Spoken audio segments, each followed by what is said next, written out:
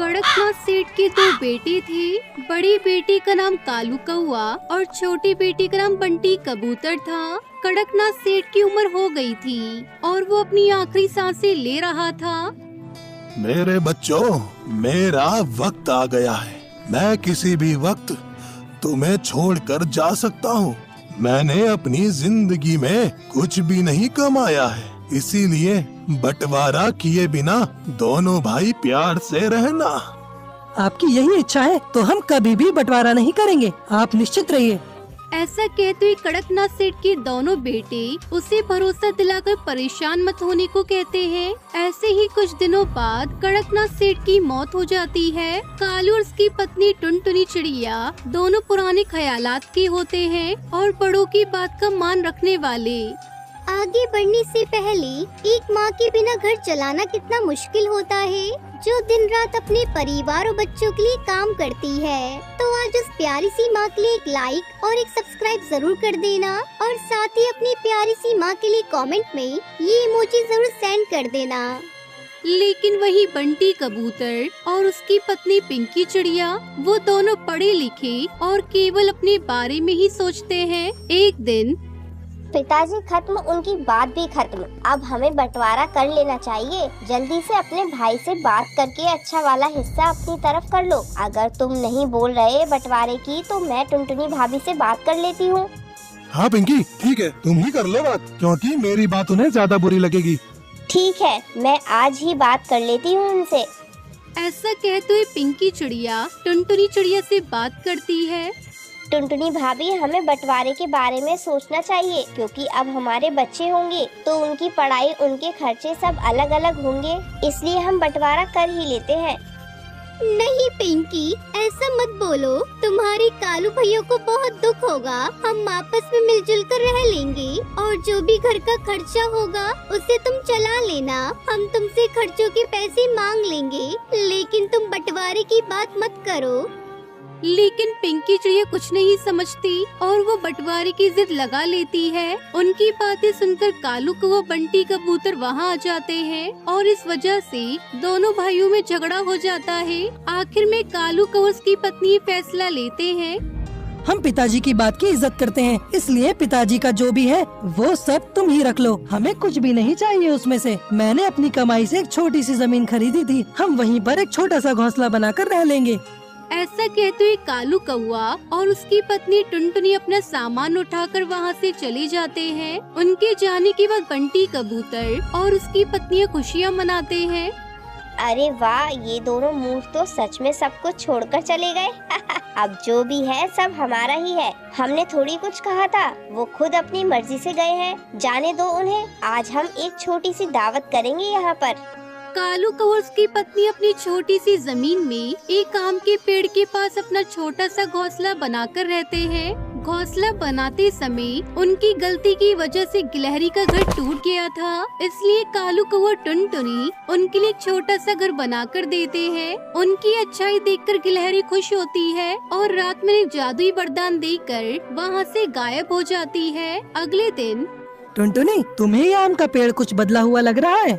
हाँ, मुझे भी ये पेड़ कुछ मोड़ा सा लग रहा है। ऐसा कहते हुए पेड़ के पास जाकर देखा तो उस पेड़ में एक दरवाजा होता है। कालू कौआ टुनटुनी चिड़िया से खोलकर अंदर जाकर देखते हैं। वो पेड़ अंदर से बहुत बड़े घर की तरह था और उसमें हर जरूरत का सामान था। अरे ये सच है सपना।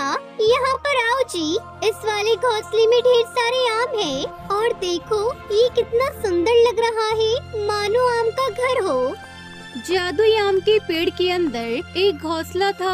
उसमें से कितने भी आम क्यों न ले लो, एक बार दरवाजा बंद करके दोबारा खोलने पर वो घोंसला फिर से आमों से भर जाता था। कालू कौआ टुनटुनी चिड़िया साल भर उन आमों को बेच बेच कर बहुत बड़े धनवान बन जाते हैं। उनकी सफलता देखकर बंटी कबूतर उसकी पत्नी को कुछ भी समझ में नहीं आता और वो दोनों कालू कौए से मिलने के लिए उसके घर जाते हैं और उससे कहते हैं, पिताजी की सारी संपत्ति तो मैंने ही रख ली थी, फिर भी इतने कम समय में अब इतने बड़े धनवान कैसे बन गए? मेरे पास संपत्ति के नाम पर सिर्फ वो पुराना घोंसला है।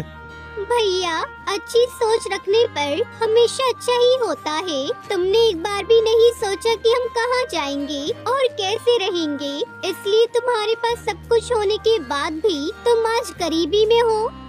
उसके बाद बंटी और उसकी पत्नी को अक्ल आती है।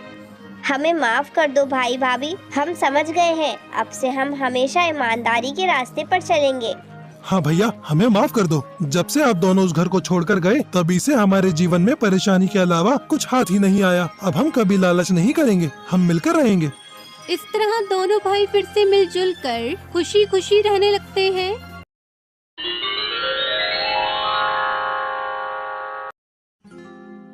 सोनपुर के जंगल में एक पक्षी का जोड़ा रहा करता था।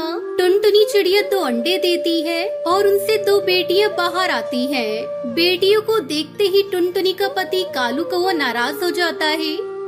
इन बेटियों को अब ढेर सारा दहेज देना पड़ेगा। ये सब एक दिन अपने ससुराल चली जाएंगी, फिर बुढ़ापे में मेरा क्या होगा।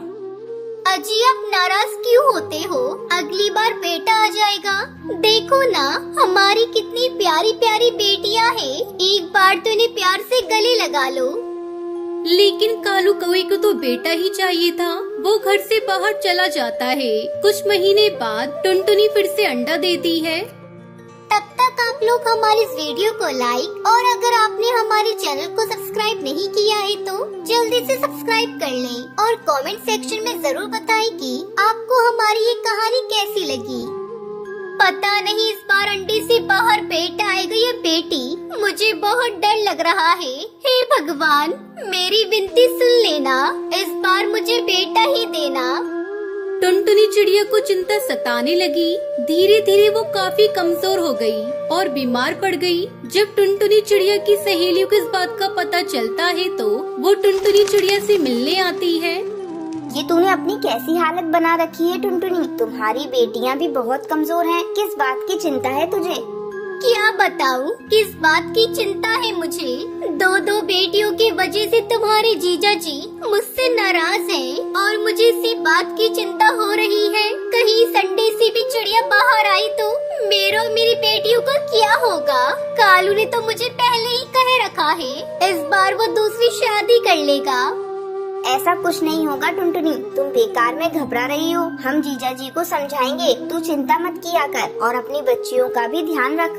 टुनटुनी चिड़िया कई दिनों तक कालू के घर लौटने का इंतजार कर रही थी, पर वो नहीं लौटा।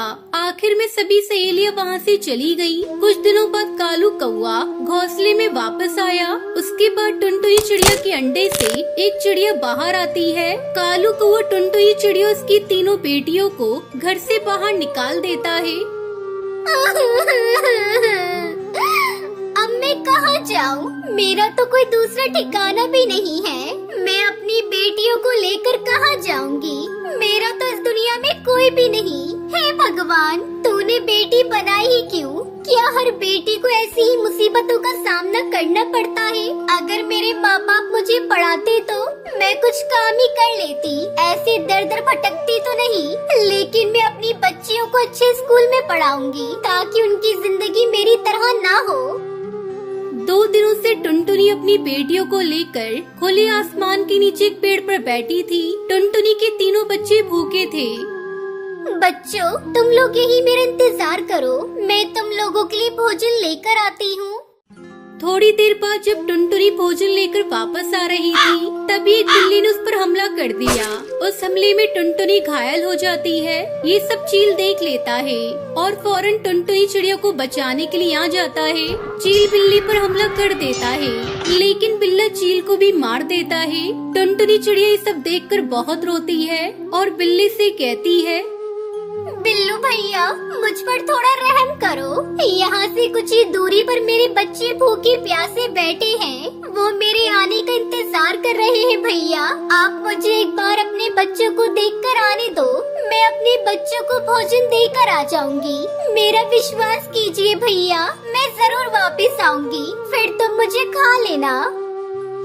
अच्छा, ठीक है, यही बात है तो मैं तुझे तेरे बच्चों के लिए थोड़ी देर आजाद कर देता हूँ। तू अपने बच्चों को भोजन देकर आ, जब तक मैं तेरे आने का इंतजार करूँगा। याद रख, अगर तूने धोखा दिया तो मैं तेरे बच्चों को भी खा जाऊँगा।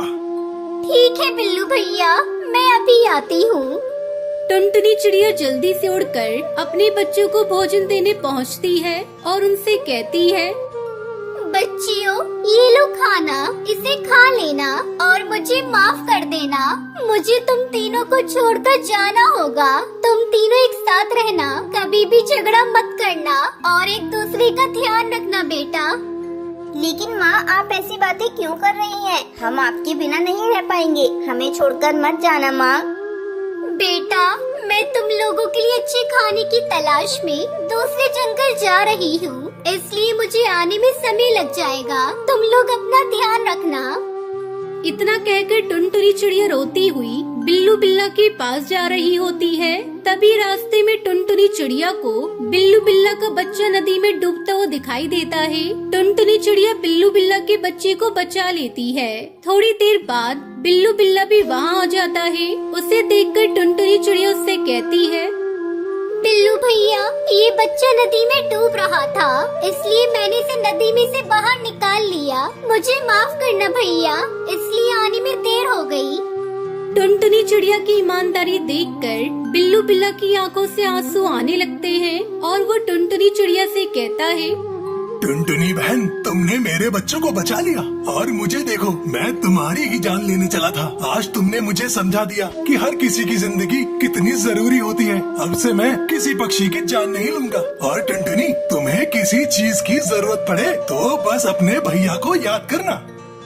बिल्लू भैया, मेरे पास रहने का कोई ठिकाना नहीं है। मेरे पति ने मुझे घर से बाहर निकाल दिया है। मेरी 3 बेटियां हैं। अगर आप कोई रहने का ठिकाना बता देते तो आपकी बड़ी मेहरबानी होगी। तुमने मुझे भैया कहा है। टुनटुनी, आज से तुम मेरी बहन हो। मेरी कोई बहन नहीं है। मैं तुम्हारी और तुम्हारी बेटियों की रक्षा करूंगा। मेरा एक बहुत बड़ा मशरूम का घर है। तुम अपनी बेटियों के पास जाओ और उन्हें लेकर आओ। आज से तुम मेरे साथ मेरे मशरूम के घर में रहोगी। लेकिन बिल्लू भैया, मैं एक चिड़िया हूँ। क्या मुझे और मेरी बेटियों को आपके परिवार वाले रहने देंगे? मुझे कोई खतरा तो नहीं होगा ना? नहीं बहना, तुम बिल्कुल चिंता मत करो। जब तक तुम्हारा ये भाई जिंदा है, तुम लोगों का कोई बाल भी बाका नहीं कर सकता। फिर टुनटुनी चिड़िया अपनी तीनों बेटियों को लेकर बिल्लू बिल्ला के मशरूम के घर में खुशी खुशी रहने लगती है।